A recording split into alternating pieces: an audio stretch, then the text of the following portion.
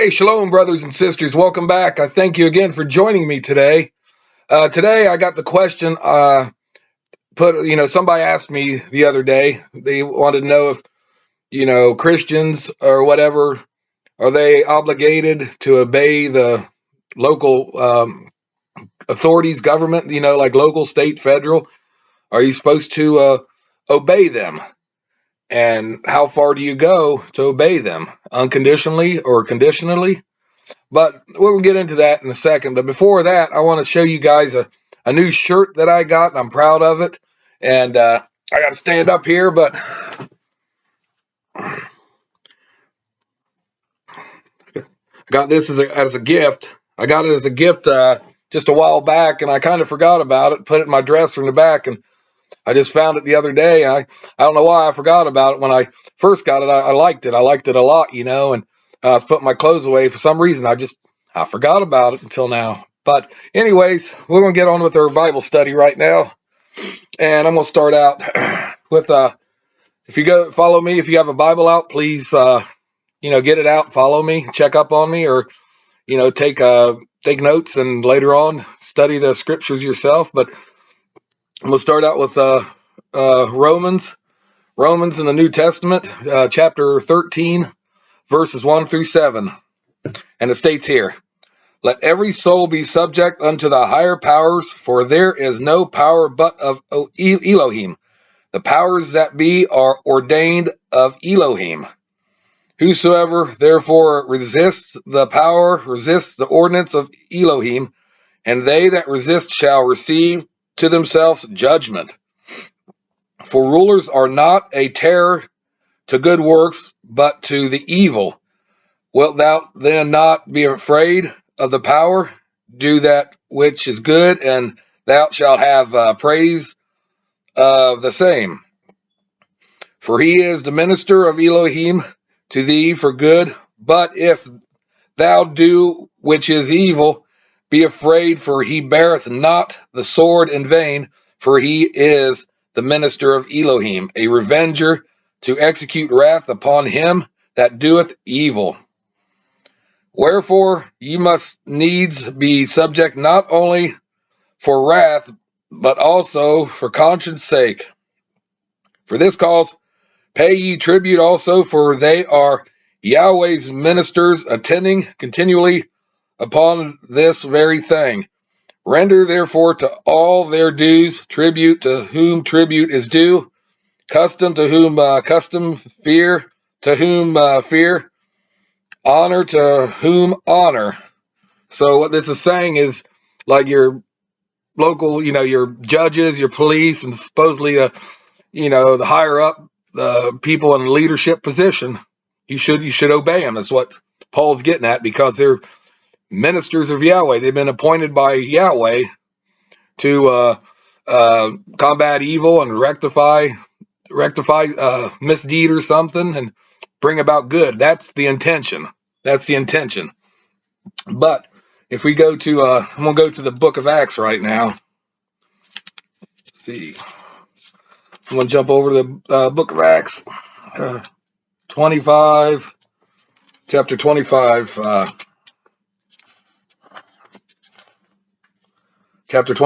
and verses 7 and 8. Says right here, "And when he was come, the Jews which came down from Jerusalem stood around about and laid many of grievous complaints against Paul, which they could not prove. But he answered for himself, neither against the law of the Jews, neither against the temple, nor yet Caesar." So basically, right here, and said, I offended anything at all, or have I offended anything at all? He's talking to Festus. He was talking to Festus and defending himself, and he's basically saying he's a lawful Jew. He didn't break Caesar's, laws, or try to cause trouble for him. He's just trying to say that in his defense, and he's being truthful. He's not trying to, purposely get out of trouble and wiggle his way out. He's not doing that at all. I'm going to go to Timothy now. Let's see what Timothy is. First Timothy. I'm going to First Timothy right here. And chapter 2. First Timothy chapter 2 and verses 1 through 3. I exhort, therefore, that first of all, supplications, prayers, intercessions, and giving to thanks be made for all men, for kings, and for all that are in authority, that we may lead a quiet and peaceful life in all holiness and honesty. For this is good and acceptable in the sight of Elohim, our Savior. So, Paul's sitting there telling Timothy this too. You've got to pray for our government leaders, our leaders of law enforcement. Got to pray for them and support them, but if they're good, because we know how human nature is and how people are. We're all flesh and blood. We all got some of our shortcomings. That's what we share. We share that alike. Now, we'll jump over to Titus now. Go over to Titus right here, and it's going to be verse 3. Titus verse 3 and or chapter 3 verse 1. He says right here, put them in mind to be subject to principalities and powers, to obey magistrates, to be ready to every good work.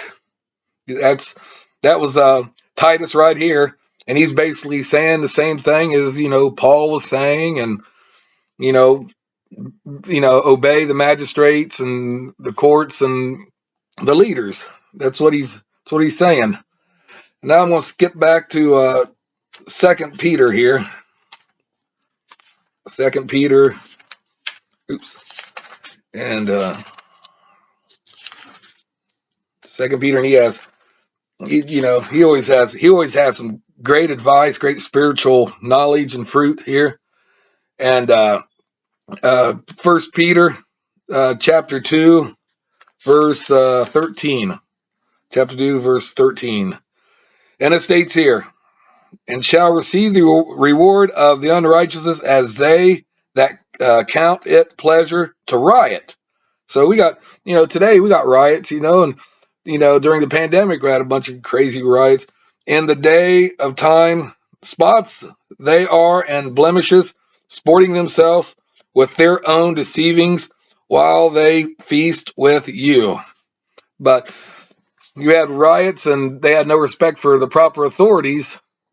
And like I said, not all the authorities are good or righteous. But that's just one example I wanted to point out.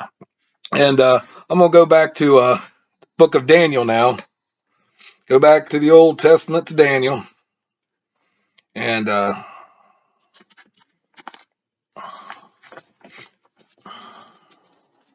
got slippery fingers here or something. But yeah, Daniel, and it's going to be chapter 2. Chapter 2 and 37 and 38, I believe. Yeah, 37 and 38. And Daniel states here. Here's something. Thou, O king, art a king of kings, for the Elah of heaven have given thee a kingdom, power, and strength, and glory.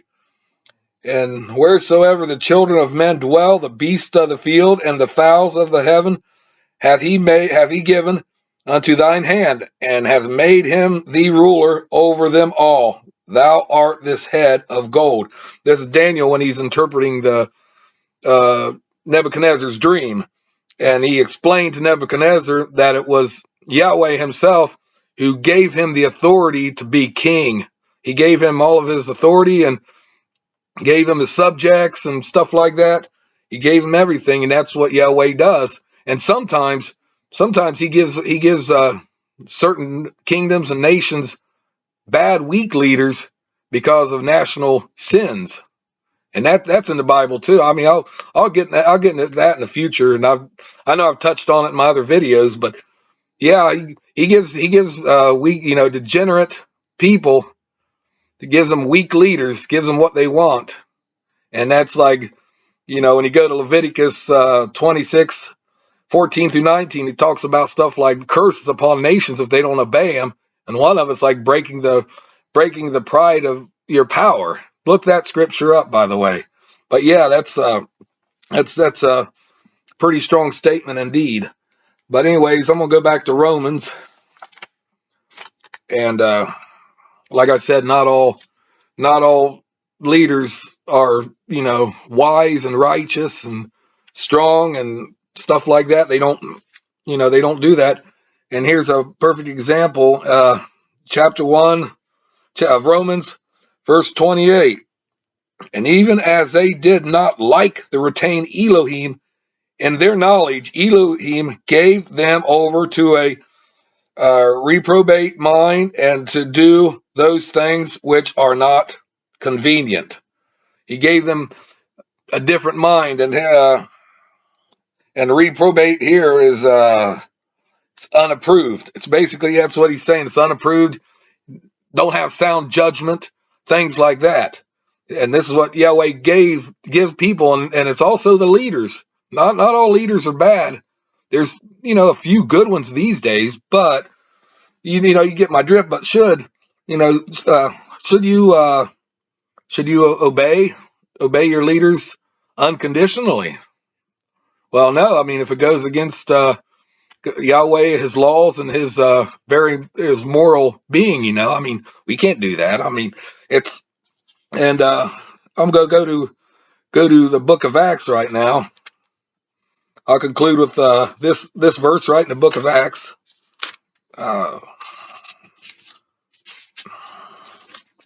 And book of Acts, and it's going to be chapter 5. And this hits the nail right on the head. Yeah, Acts chapter 5, verse 29. And it says here, Then Peter and